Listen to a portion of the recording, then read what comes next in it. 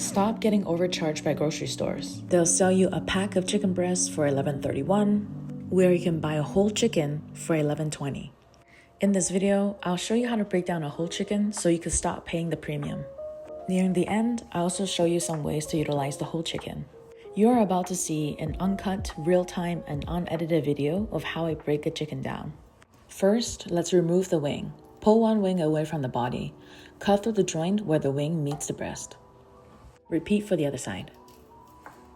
To remove the legs, pull it away from the body once again. There is a joint where the thigh connects to the body.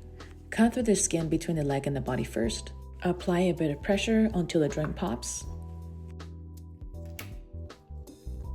Then cut the excess skin so the leg peels off. We all have a dominant hand, so one side is going to be harder than the other. It may take a few more cuts for you to get it right, but with a little bit of time, you get there just fine. What you'll see here is that I'm cutting away all the areas surrounding the chicken leg. Once the skin and the muscle tissues are removed, it'll be much easier for you to sever the leg. If your knife gets resistance from the bone, adjust your angles slightly. The aim here is to cut around the joint, not through the bone. You can see here how the joint is exposed, and with one swift motion, the leg should come off. Cutting the chicken breast is probably one of the easiest parts. Place the chicken breast side up on your cutting board. Cut down the side of the rib cage. Use short, controlled cuts, keeping the knife angled towards the bone.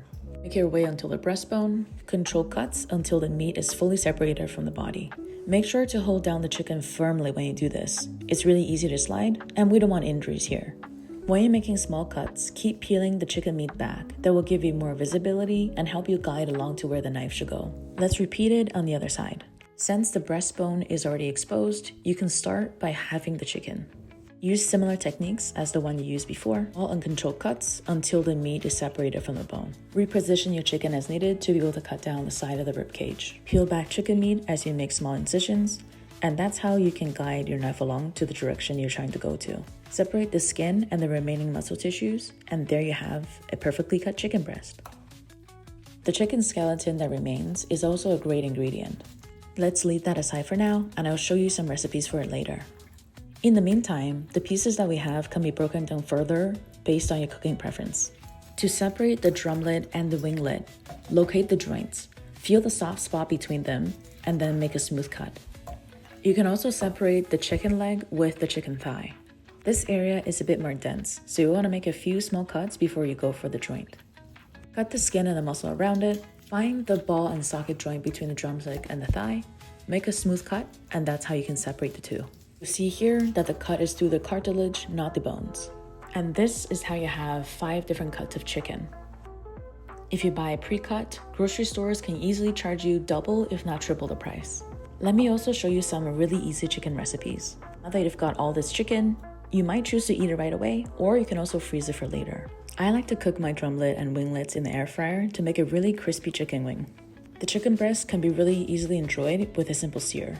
The remaining chicken bones can be turned into a really beautiful stock.